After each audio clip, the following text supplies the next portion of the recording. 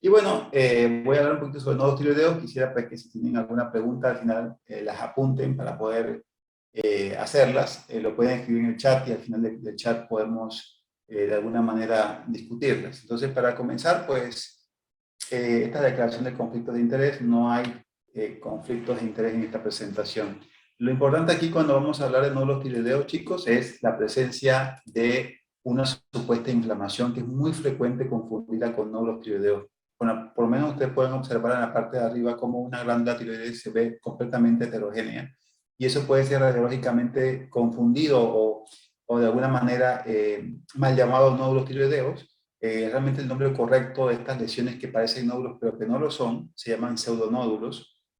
Y bueno, hay nódulos que ya son claramente más visibles, con un borde muy regular y demás. Entonces, para definir nódulos tiroideos, es una lesión definida distinta al parénquima circundante, que es lo que lo hace como característicamente un nódulo real. El 70% pueden ser cáncer, y eso es un punto muy importante, y el 5% pueden estar asociados a compresión y otro 5% a una disfunción tiroidea. Entonces, quiere decir que es una lesión realmente bastante llamativa, bastante eh, clara, fácil de ver, no tiene que ser así como esta marañada con muchas áreas heterogéneas que no demuestran realmente la presencia de un nódulo como tal. Y bueno, los nódulos tiroideos casi siempre se deben realmente palpar como la mejor forma de tamizarlos. El 5% de las mujeres presentan nódulos palpables y el 1% de los hombres.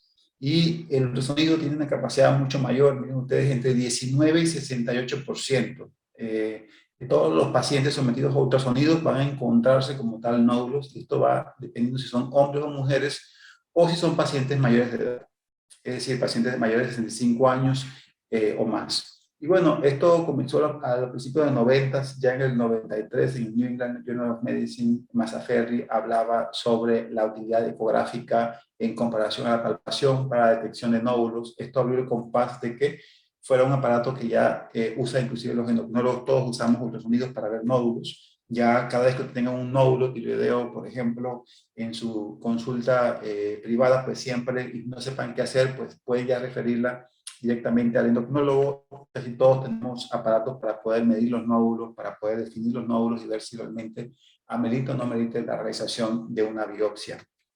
Y bueno, mira la diferencia importante, grande entre palpar y ver, hacer el ultrasonido. El bocio ha estado históricamente asociado a la humanidad. Vean ustedes que en el Renacimiento ya existía bocio en las poblaciones importantes, sobre todo en población. Inclusive era una característica de la aristocracia. Los animales también tienen bocio. Se observa en aquellas personas o para aquellos animales que tienen pobre ingesta de yodo. Y bueno, evidentemente hay una hipertrofia compensadora de la glándula. Hasta que en 1970 en Panamá se introduce de alguna manera el yodo en la sal, por lo menos ella fue una medida que fue prácticamente establecida como un mecanismo para evitar bocio, y fue en el 67, por ejemplo, cartel para demostrar y vender un poquito más de sal yodada en la población, logró de alguna manera ser algo publicitado al principio, pero que ya se volvió una norma a partir de los años 70 aquí en Panamá. Y bueno, todavía existen áreas que hay mucho bocio por deficiencia de yodo, áreas amazónicas y áreas africanas en las que no hay acceso a la sal yodada. Eso todavía resulta un problema muy importante para ellos. Los nódulos tiroideos, cuando tienen algún riesgo de ser cáncer, tienen algunas características muy importantes. Una de las más importantes es que tenga una radiación en cabeza-cuello, que tenga edades muy asimétricas, es decir, pacientes mayores de 70 años o menores de 20 años. Cuando hay nódulos en esta población, siempre consideren la presencia, la posibilidad de un factor de riesgo para nódulos tiroideos de origen canceroso o neoplásico. Un nódulo fijo a la palpación, que sea hombre, consistencia dura, ronquera, disfonía, disfagia o disnea, adenopatías, nódulos crecientes, es decir, nódulos que vayan en aumento de tamaño y antecedentes de cáncer medular de tiroides o neoplasias endócrinas múltiples tipo 2, las 2A y 2B, que son también típicamente pueden producir eso. Pero sin embargo, si el paciente no tiene ningún otro síntoma, ninguna de estas características, probablemente entonces la posibilidad de ser cáncer va entre un 7 y un 15%, que es realmente muy poco. Es decir, de casi el 5 a 10% de todos los nódulos en el mundo pueden tener algún tipo de origen cancerígeno o canceroso, pero el resto, el 90%, 95% probablemente no lo sea. Y bueno, mucha gente famosa ha tenido ese tipo de problemas. Sofía Vergara, por ejemplo, en un examen rutinario de salud con su endocrinólogo, pues se detectó una masa en el cuello, se hizo su estudio y fue un cáncer de tiroides. Ya se le extrajo en el 2003 y ha sido realmente curada del mismo. Es un cáncer altamente prevenible. Con el advenimiento del ultrasonido a principios de los 90 en Estados Unidos, por ejemplo, aumentó radicalmente el diagnóstico de cáncer de tiroides, básicamente a expensas del papilar. Sin embargo, el medular, el folicular y el anaplásico han sido realmente muy estables. Miren ustedes, por ejemplo, la mayoría de los nódulos son observables o son detectados a través del ultrasonido. Sin embargo, hay un 15% que se puede ver con tomografías y resonancias, aunque no es el método correcto para ver ultrasonidos. Y el PET scan, que hay muy pocos en Panamá, o se hacen, y en este caso solamente el 1% de todos los incidentalomas vienen detectados a través del PET scan o PET-CT. Cuando hay una tomografía, cuando hay un PET-CT positivo por un nódulo, hay que hacer siempre el ultrasonido y considerar siempre hacer una biopsia si mide más de 1 centímetro. Y este incremento de detección de cáncer ha sido extensa, particularmente el tumor papilar, pero microcarcinoma, el que mide menos de 1 centímetro. Vean ustedes, por ejemplo, cómo a lo largo del tiempo, desde el 84, 83 al 2005, 2006, se ha realmente aumentado el porcentaje de detección de este tipo de cáncer, más que cualquier otro cáncer en cualquier otro tamaño, por ejemplo. Vean ustedes que este tipo de cáncer aumentó 441%, casi un 20% cada año desde el 80 al 2006. Y sin embargo, si observamos, por ejemplo, el que tiene más de 5 centímetros, todavía ese aumento ni siquiera fue importante, apenas fue un 12% por año, pero también fue muy diametralmente opuesto a lo que se observa ahora, que hay muchos cánceres de tiroides detectándose tempranamente. Y bueno, las causas no, pues, nada más no tienen que ser nada más cáncer, que es lo que siempre le preocupa al paciente. Si es un cáncer papilar, folicular, medular, anaplásico, linfomas o lesión metastásica.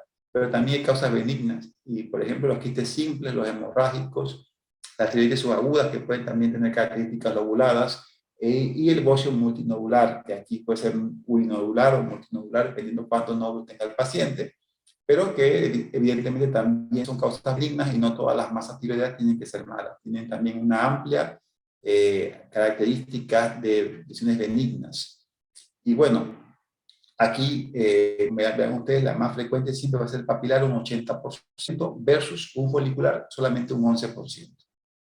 El abordaje, pues en el abordaje de los nódulos siempre va a ser el perfil de laboratorio como uno de los principales. La TSH es la que ayuda a determinar si hay que hacer una gamografía o centelleo. Por favor, a los pacientes con nódulos tiroideos casi nunca se le hace un centelleo, excepto que tengan una TSH suprimida.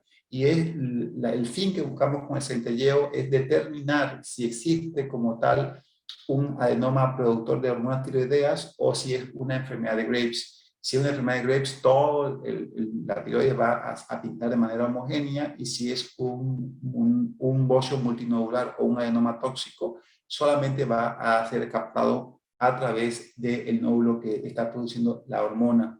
Por eso que la gamografía solo o centelleo solo está indicado cuando encontramos nódulos múltiples asociados a TSH baja. Si no tiene TSH baja y no mide, y son nódulos muy pequeños, no se hace ningún tipo de estudio.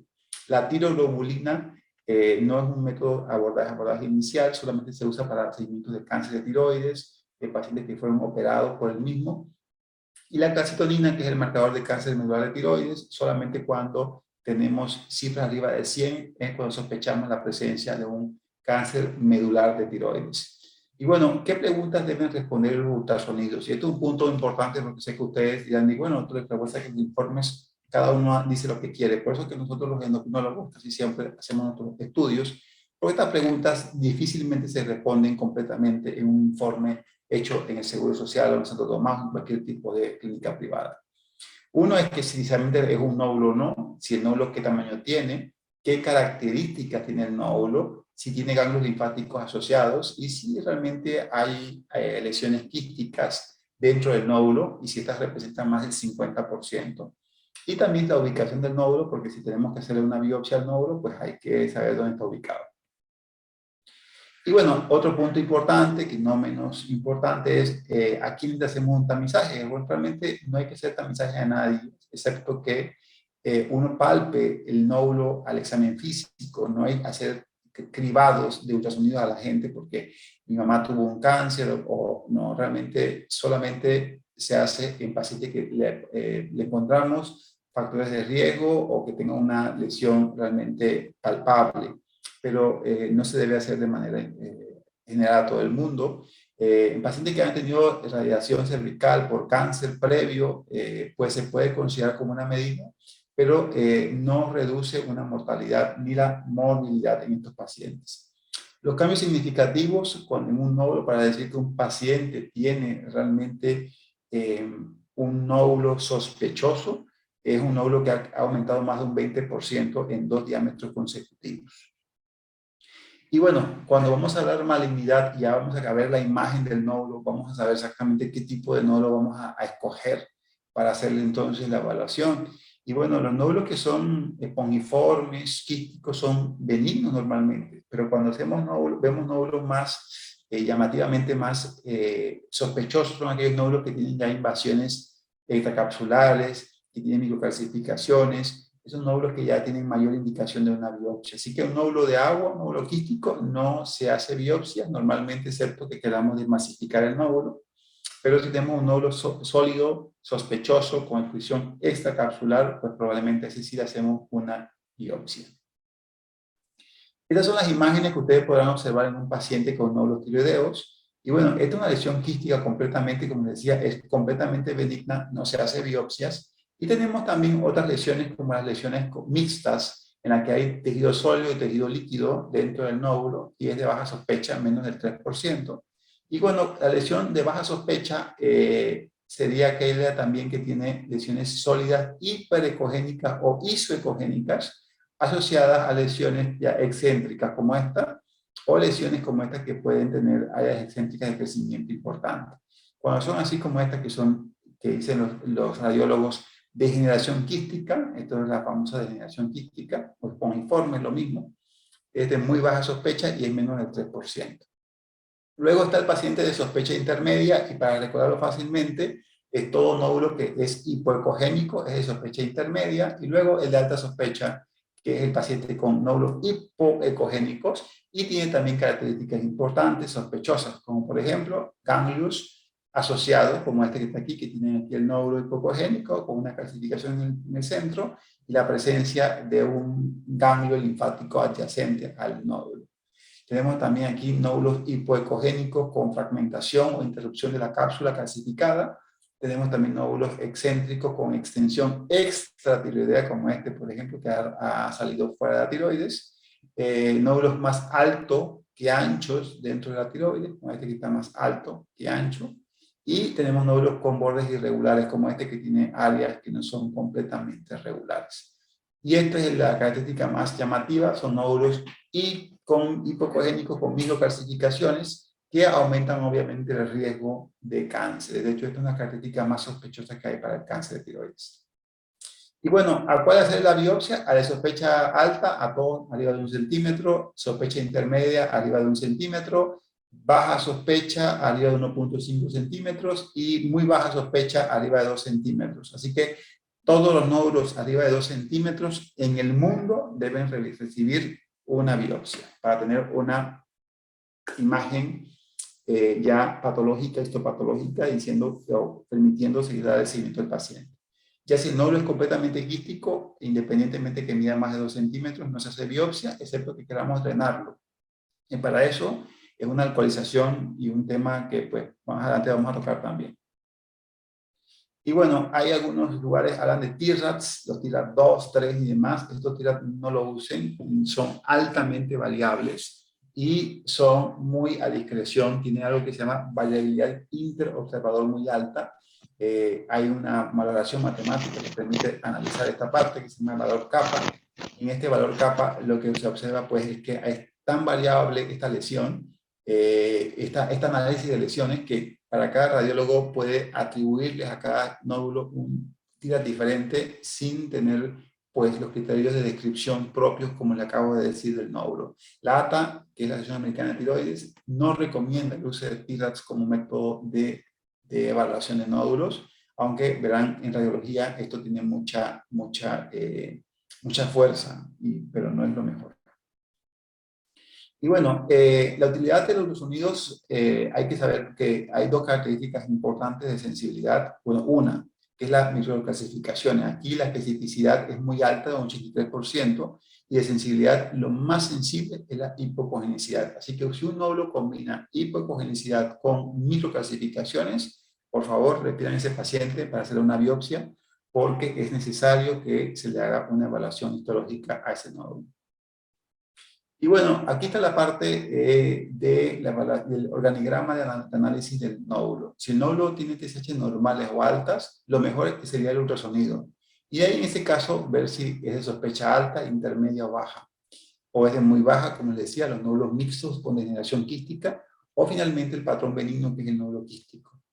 Si el nódulo tiene sospecha intermedia o alta y mide más de 1 centímetro, hay que hacer una biopsia, obviamente. Igual, si es sospecha baja, es el nódulo isoecogénico o hiperecogénico, solo si mide más de 1,5 centímetros. Y si el nódulo es con mixto, con degeneración quística y demás, espongiforme, solamente si mide más de 2 centímetros. O como les decía, el patrón benigno, el patrón quístico, no se hace biopsia porque no es necesario. Y en caso de hacer la biopsia, tendríamos que tener una evaluación en el llamado sistema Bethesda. El sistema Bethesda es un sistema que permite analizar y decir en qué tipo de situaciones los nódulos requieren una cirugía o no. El Bethesda 1 es el Bethesda no diagnóstico, el Bethesda 2 es el benigno completamente y requiere seguimiento, es decir, ultrasonidos cada 6 meses. Y finalmente tenemos el Bethesda 3, 4 y 5, en la cual en este caso, si salen este tipo de Bethesdas, hay que repetir la biopsia o hacer pruebas moleculares. Eso sí ya sería más adelante, dependiendo de las circunstancias del paciente. Y si es maligno, obviamente la cirugía completa sería como la mejor forma de analizar. Así que esta es la situación que nos incumbe con, obviamente, el sistema Bethesda. Casi siempre, sinceramente, los sospechosos van a cirugía, igual que el maligno, y estos dos hay que discutir mucho con el paciente la posibilidad de repetir la nueva biopsia o hacer pruebas moleculares. Lo único que son un poquito costosas las pruebas moleculares y casi siempre terminamos repitiendo la biopsia a los 6 meses. Y bueno, les decía, cuando hacemos un aspirado de agua fina, no es un método completamente específico ni sensible, pero miren ustedes, la sensibilidad es de un 83% y una especificidad de un 92%, que es bastante bueno. Así que hay un 17% de probabilidad de que un nódulo no le peguemos con una biopsia y hay que nos estemos equivocando con el procedimiento, pero pese a todo sigue siendo muy buena su sensibilidad y sobre todo su especificidad. Y bueno, tenemos nosotros en este caso, como les decía, los Bethesdas van dependiendo de las circunstancias. Cuando tenemos Bethesdas benignos, hay todavía un 3% de riesgo de malignidad. Cuando hay Bethesda 3, que es una atipia de significado incierto, aquí sería hasta un 30%. Y si tenemos una sospecha de neoplasia folicular, ahí sería hasta un 40%.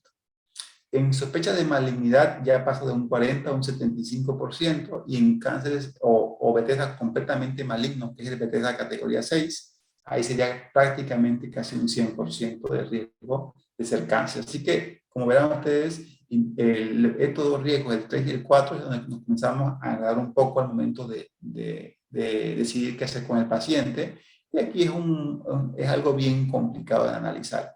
Hay que discutir muchas cosas. Obviamente, si le preguntas a un cirujano qué hacer con estos Bethesda, te van a decir que todos operan, pero realmente no todos operan. Muchos se puede inclusive repetir la biopsia y tomar decisiones en base al nódulo, al tamaño del nódulo y las decisiones que incumban al paciente.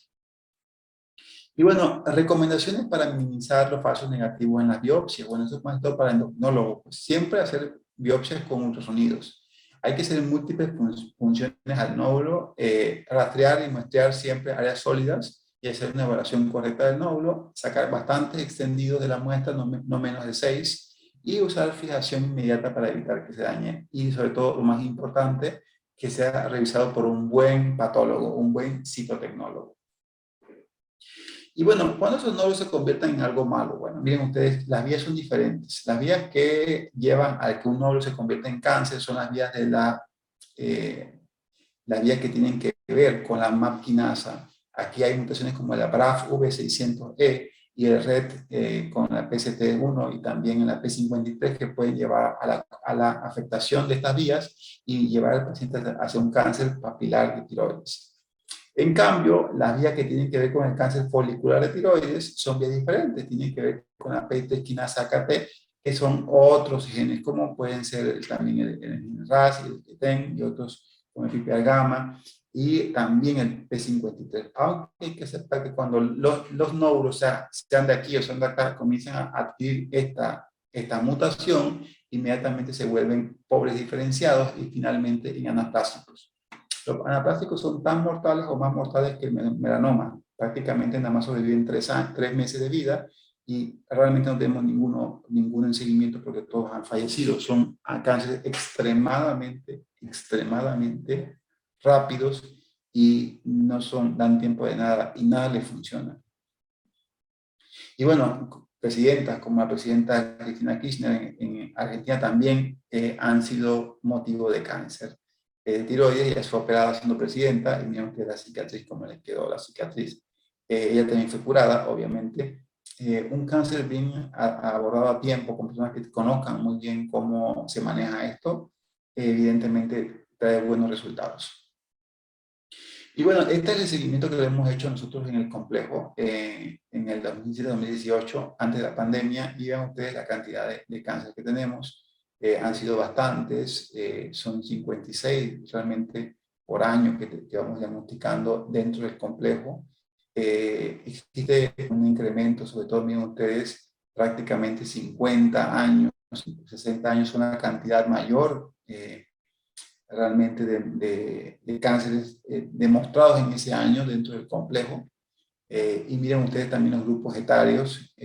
Los grupos etarios que se han demostrado que tienen mayor riesgo de tener realmente inclusive lesiones ya altamente demostradas ser grandes. Miren ustedes, son pacientes que tienen prácticamente 40, 50 años. Es raro verlo en pacientes debajo de 20 años y apenas hay uno que otro paciente que se ha detectado antes de los 30 años. Así que también nosotros los pacientes jóvenes también son motivo de biopsia dependiendo de las circunstancias. Los pacientes adultos mayores, arriba de 80 años, pueden ocurrir, pero casi siempre requerimos manejos expectantes, más que, sobre todo porque a veces hacer una cirugía o una biopsia, a veces una biopsia abre la puerta a una cirugía. Y si no vas a hacer una cirugía a un paciente de 80 años, de 90 años, pues ¿para qué vas a hacer la biopsia? Entonces a veces siempre tenemos conductas más expectantes en este grupo etario. Y bueno, tratamiento realmente son la cirugía. Lo importante es que es definitiva, mejora completamente a los síntomas del paciente. Desventajas, requiere hospitalización, son costosísimas y puede producir parálisis de las cuerdas vocales en 2.5% de los casos y pueden retirar erróneamente las paratiroides en un 8% de los casos. El yodo radioactivo solamente funciona en nódulos con hipertiroidismo, nódulos funcionantes como el nódulo adenoma tóxico y el nódulo multinodular tóxico. La ventaja es que son de bajo costo, no requieren hospitalización y pocos efectos secundarios. Desventajas es que se requiere que se use anticonceptivos orales porque el yodo puede ser teratogénico en mujeres en edad fértil. También hay que tomar en cuenta que su reducción es gradual y hay riesgo de tiroiditis post-radiación. La levotiroxina, una técnica antiquísima, mucha gente la utiliza todavía, algunos endocrinos todavía usan este medicamento para reducir el tamaño de los nódulos. La ventaja es que no requiere hospitalización, son de bajo costo, pueden disminuir la formación de nuevos nódulos y disminuir la velocidad de crecimiento de los mismos, pero la eficacia es muy baja, menos de un 30%. Se requiere un tratamiento de por vida con los nódulos, hay riesgo de taquiarritmias, de osteoporosis, y de crecimiento luego de suspender el uso de la levotiroxina. No es factible cuando la TSH está suprimida, así que nada de darle levotiroxina a los pacientes con TSH baja, porque de que ella tiene mucha hormona, le vas a dar más hormonas tiroideas, pues vamos a precipitar la presencia de taquiarritmias. Y bueno, la efectividad, las terapias supresivas benignas, digamos también como las terapias no han sido realmente en casi ningún estudio. El estudio de la Rosa fue el estudio que más demostró, pero mire la amplitud de distribución de esa población, fue muy alta, pero casi todos los estudios publicados hasta la fecha no han demostrado beneficio en ningún tipo de tratamiento con levotiroxina. Esto es un metaanálisis hecho por la doctora Reina Castro. Y bueno, en cuanto a la ablación por etanol, funciona solamente en nódulos quísticos. Aquí también lo hacemos los endocrinólogos, bajo costo, sin hipotiroidismo, y se reduce el tamaño hasta un 45%. La experiencia es dependiendo de cada médico. Y bueno, yo tengo tenido muy buenos resultados con este tipo de experiencias en cuanto al drenaje y luego la alcoholización del nódulo. Es algo doloroso parcialmente y puede haber tensión vocal, en cuerdas vocales hasta un 2%. Y bueno, obviamente hay que tomar una muestra previo a la alcoholización para evitar la alteración citológica y histológica del nódulo.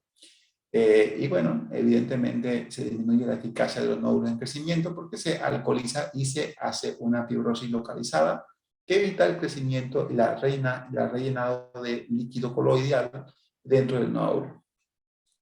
Bueno, lo nuevo que hay, evidentemente, es la presencia de la elastografía. La elastografía permite saber en qué área del nódulo existe mayor riesgo de tener cáncer y cuál no. Y eso permitiría analizar, ¿verdad?, si el nódulo tiene mayor riesgo de ser cáncer o no. Entre mayor esté en azul, mayor rigidez, mayor riesgo de cáncer. Otro punto importante es la ablación por radiofrecuencias y láser, microondas. También ha demostrado cierta eficacia. Por eso también vamos a tener en Panamá la realización de estos circuitos de electrofrecuencia y cauterización. Eso permitiría a los nódulos, inclusive en algunos cánceres no cancerígenos, tener un mecanismo para reducir su crecimiento y no llevarlos a cirugía. Y bueno, en conclusiones finales, lo importante es que sepan que para un nódulo siempre se describe con características y con tamaño. Es lo más importante. Otro punto importante es que realizar centelleos, son fríos o calientes, para saber si son buenos o malos, no tiene ningún tipo de sentido y no deben realizarse en la actualidad. Otro punto importante es que deben ser individualizadas las decisiones en cuanto a la evidencia clínica. Y finalmente el manejo multidisciplinario. La tiroides es una glándula compartida por mucha gente, por patología, por radiología, por medicina nuclear, por cirugía y por endocrinología. Pero pues siempre como tal son especialidades, vamos a decir así, de apoyo a la rama que es la endocrinología. Y bueno, gracias por su atención. Cualquier pregunta, duda, por favor, estamos siempre a sus órdenes.